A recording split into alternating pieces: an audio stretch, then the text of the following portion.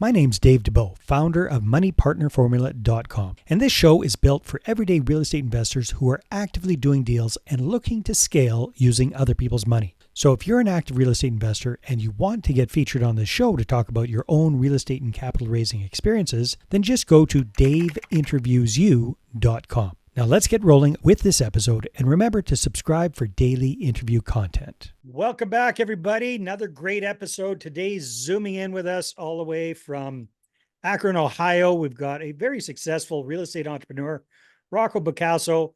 And Rocco does a lot of things in a very smart way, if you ask me. So number one, he's doing both flips and long-term buy and hold rentals. Number two, he's got a job that he really likes, and he has no plans of quitting that job anytime soon. He's making real estate, his real estate investing business, work for him in addition to his W-2. And number three is he's kind of vertically integrating things. So he's also a licensed realtor. So we're going to figure out how all of this works together, how he's able to juggle, keep all these balls juggling, and find out some tips and tricks about being more efficient. So Rocco, welcome to the call.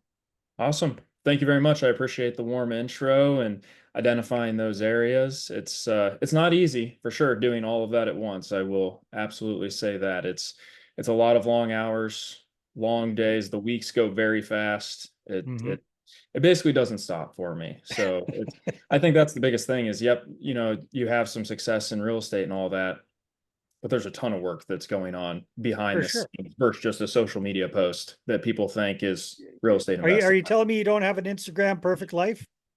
No, not at all. And I don't believe in that stuff either. I don't It either. drives me nuts, honestly. It's the flash and the Lambos and the hot babes and bikinis and all that stuff. Yeah. Absolutely. So hey, let's start off this way, Rocco, if you don't mind. Give us a big picture overview of what your real estate investing endeavors look like Sure. today, mid-September Yep. 2020. Yep. So we'll start off on the rental side. My business partner and I, we have 60 rental doors roughly. There's some that are coming in, some go out sometimes, depending on what the situation is. But right now, about 60. That's a mix of single family and small multifamily. Mhm. So duplex, triplex, up to 6 unit. Mhm. And that roughly stays the same for the most part there. We're not looking into huge apartment complexes right now. There's inherent challenges that you get with those. So we've had success focusing on the smaller size of it. Houses in particular are really easy because you don't have neighbors right next door to everybody. Oh, okay. I see. Yeah. So that's the rental portfolio. On the flipping side, which has been a focus of us for this year, we are doing about probably 4 to 6 projects actively at one time. Mhm. Obviously, you have some that just started, some that are wrapping up rehab, some that are on the market already, and I get to be able to list those with the agreement that we have with our company. So that's a benefit too, but probably 4 to 6 active rehabs going on at any given time. How many crews have you got doing those? Uh, I would say you always have contractor contacts, right? Like Mhm. that's a major need that you have to have in this business. But right now we have a couple that are working on those, and they bounce from whatever job. If somebody specializes in tile, they're going to do the tile at one job. If somebody's a painter, they're going to do the painting. But we leverage GCs to be Okay. able to do that. Yeah, That's, you that makes talked a lot about of sense. efficiencies and being able to do that while working a job. Well, that's one of the ways that we're able to do that. Okay, so you got the 60 units and the long-term rental portfolio. You're doing 5 or 6 flips at a time Yep. consistently, one stage to the other. Yep. That's great. And then how does the realtor side of things tie into things? Yep. Is that primarily for listing your own properties, buying properties? Yeah. So actually, before I joined together with my partner, I was already going to get my license. I kind of stumbled across real estate and figured one of the easiest ways would just be get your license. That way you can get involved in the community and all that stuff. And it worked out that it was able to provide a benefit, and one of the benefits for me and my partnership as well too. So it's been a good thing to have. The way that it works in our partnership is that, yep, when we finish a rehab and get it done, I just roll it right into staging, photos, getting it listed, and then I list it. So there's a commission that's happening there. from that. And basically, you have a direct plug in right away to what the comps are on Yeah. the property, both on the front end and the back end. So you know how to do the rehab and then what you're going to sell it for on the back end. So that's one way. Mm-hmm. And then outside of my partnership, I'm actively trying to grow my clientele on that. I'm with EXP Realty, have been there for almost about a year now as well. So there's some focus on that that's happening in the background while everything else is going on. Like I said, it's a balance. It's not Mm-hmm. easy. It's a lot of work, but that is also becoming a priority of mine as I step through this and have more systems and processes in place. Okay, very interesting. So let's unwrap a couple of things, Rocco, Sure. because while all of this is going, you still have your full-time W-2. Is that correct? Sure So do. you're Yep. Monday It's through finance. Friday, 9 to 5 kind of guy Yep. work. Yeah, Yep. you're wearing a lot of different hats. So let's kind of back out. I heard you say that you're working with a partner, a business partner in the real estate side of things. Is that Yep. both in the long-term rental portfolio and in the flips, both Yeah. sides? Yeah. The partnership is both on rentals and the active side of real estate, whether Interesting. that's And how long you guys been partners for? it's been a decent bit, honestly. February of 2020 is Okay. when we created the LLC and kind of joined up a little bit before that. Uh, Kyle is his name. We absolutely are polar opposites when it comes to our personality. Like he is a high level individual that wants to make the quick decisions, doesn't care about the detail or the systems at all, just wants the stuff done. And then I'm the more detailed, granular, want to know the process, how to make it better, the efficient way to do something. And because of that, we butt heads all the time, honest. That's what I was going to ask. I mean, that's a perfect combination, but me Yep. being a little bit more like Kyle, Yep. I could probably see how there would be some friction going on there. So how do you guys Yeah. manage that? Yeah, it's one, it's not easy, right? Because I mean, there's an emotional side to this for sure that comes into play. And sometimes, your pride can get in the way one way or the other, whether Yeah. you're, extending it or you're pulling back on it. And you have to be able to manage that. So it's a lot of trying to be on the same page about things and having open communication that comes into play. We have every other week meetings where we just sit down and talk about a lot of the things going on in the business. Obviously, that's all happening in the evening hours. So it's not like, just do that at 9 o'clock on a Tuesday Yeah. morning. That's Yeah. additional time that we're putting in on our end. And then, Is Kyle still working a job as well? yeah, he is as Okay, well. so you both are. Yeah. So you both have to be Yep. efficient. Got it. Yep. And both are, very successful in that W-2 job space. Mhm. So that's what is a blessing, but also a challenge at the same time as well, because you get comfortable with your lifestyle and everything like that. If Mhm. you're fresh out of college and you had, no assets or weren't used to, how a career was going for somebody, it's a lot easier to say, yep, I'm not worried about this. But when you No, do, I get it. Yeah, you don't want to let go of the yeah, job. Completely understand. for So sure. getting back to how you guys don't kill each other. Yeah. Yeah, I mean, sometimes we do. I'll Yeah. just be flat out about it. But it's a lot of meetings, a lot of group texts that are happening with everybody. That way, you're not like recycling the wheel on stuff. So maybe Mhm. I'm driving one of the group texts, but he's in there just to get the updates of everything that's going on. Sometimes we'll meet up at the job site together, make sure that we're all on the same page with what's going on, because he'll identify a property on the front end because he's the high Yeah, I was level. going to ask, what are your lanes? Like, what do you do? What does he Yep. do? What are your? Yep. So he does acquisitions and capital management, basically raising money for the business, as well as kind of your high level risk mitigator and forward planning. So, yep, we have 60 rentals now. What does that look like in 3 years, type of thing? So, doing a Mhm. lot of that visionary part of the partnership. If you remember Rocket Fuel, popular book that people have heard, Kyle's visionary to the T. And Mhm. then I'm on kind of the ops side of everything. So rehab construction management, understanding how all of that works and flows, bookkeeping, accounting, taxes, basically any financial documentation, P&L prep management, reviewing all that.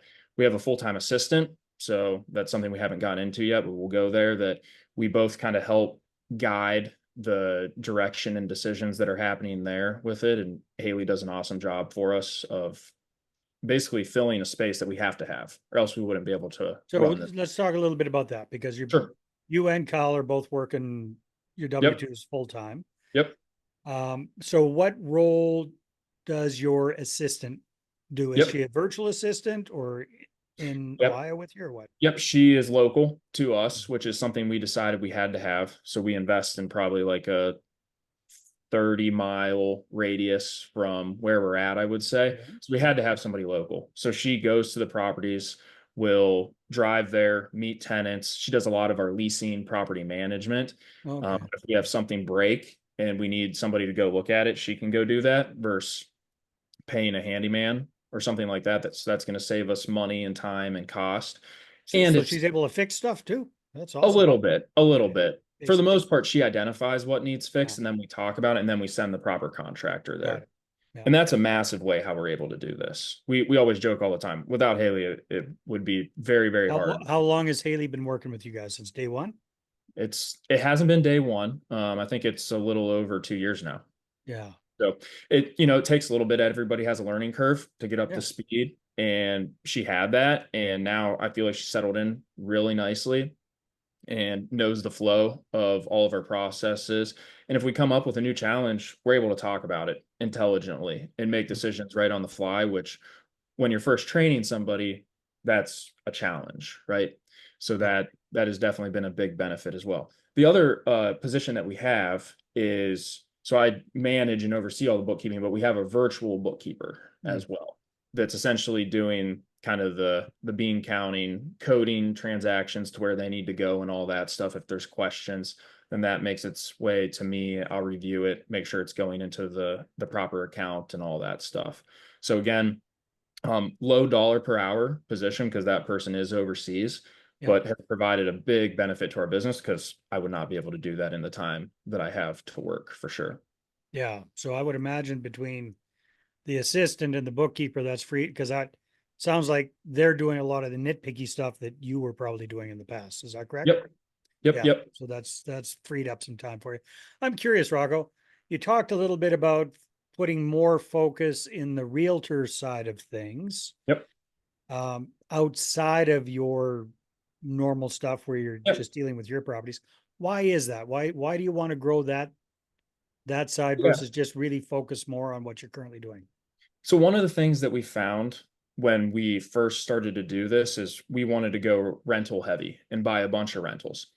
Rentals break and rentals cost money. So you have to have active income to be able to pay for everything that's happening, or else it's going to get really tight. You can also have turnovers as well. So that's why we started to flip and get that active income going and everything like that. Well, the active income is the same thing outside of the business as well. So being a realtor allows me to make a little money, whatever that is, on the commission. And that allows me to feel more secure when I Hmm. have all this stuff going on. There's a lot of risk out there and allows me to, cover some of those costs, maybe increase lifestyle a little bit. I don't live a crazy one. I don't Pretty think you got much time to yeah, no, I don't. I don't go on crazy vacations. I drive a F-150. Like I don't have, luxuries in my life.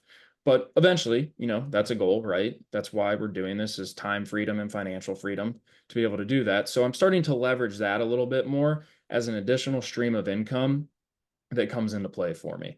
And with EXP, there's, multiple different income streams that you can get into as well, just outside of being a realtor. So that's right. one of the things that drew me to that specific brokerage as well. So yes, there's definitely been a focus on that. And the reason that I'm able to do that is just because of the systems that we've Mhm. put in place. So that's another one of my roles is I'm I the was going to system. say, you must be the KPI, you Yep. know, I uh, love spreadsheets. SOP guy, right? Yep. Spreadsheets, we just made a decision yesterday. We were going to do X, Y, and Z. And I'm like, all right, well, I need to know exactly how we're going to do it. And then I'm going to map that out in my head and I'm going to build it to a sustainable process that we can just put it in our Google Drive folders. And from there, it's super easy to just repeat the process. Mhm. I would say one of the things that are challenging for me with my personality is I'm not the most like street smarts person. That's Kyle. He has that skill and ability. I'm super book smart.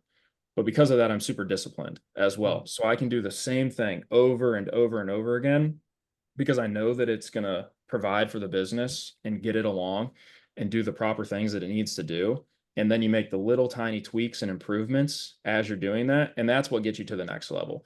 Sure. Do you need to be able to find a house and buy a house? Yes, you've got to be able to find deals, but you also have to be able to drive efficiency and improve your processes and make them repeatable, or else you're not going to be able to scale.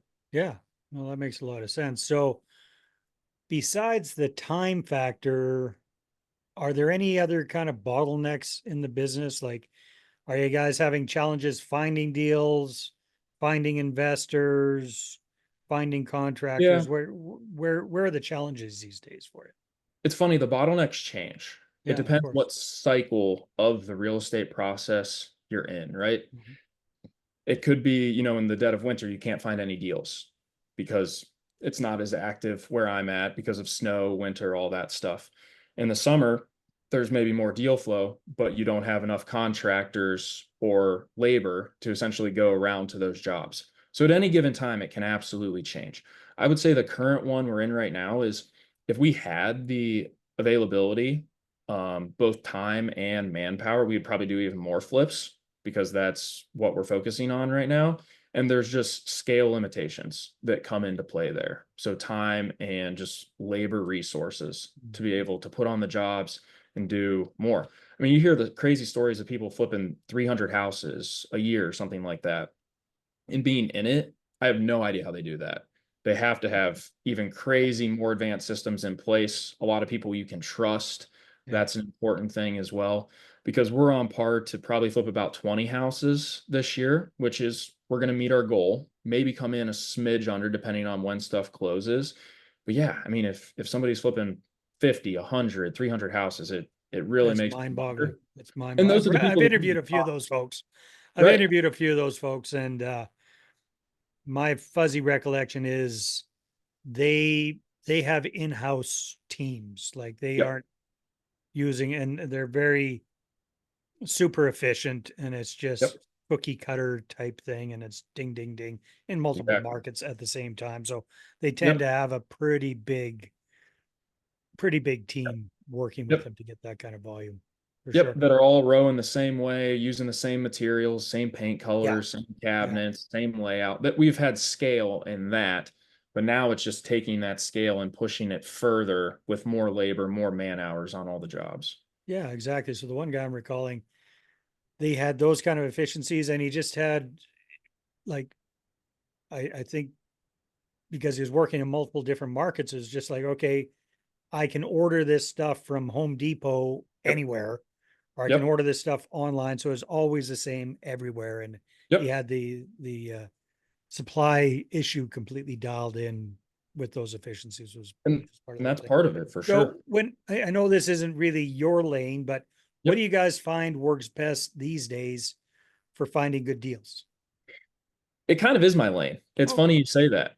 So this Well, is you one of the mentioned you mentioned that Kyle was the acquisitions guy, but Yep. yeah, So Kyle is the acquisitions guy, 100%. Like he's looking at the deals, underwriting the deals. He's on his phone 24/7, messaging people, all that stuff.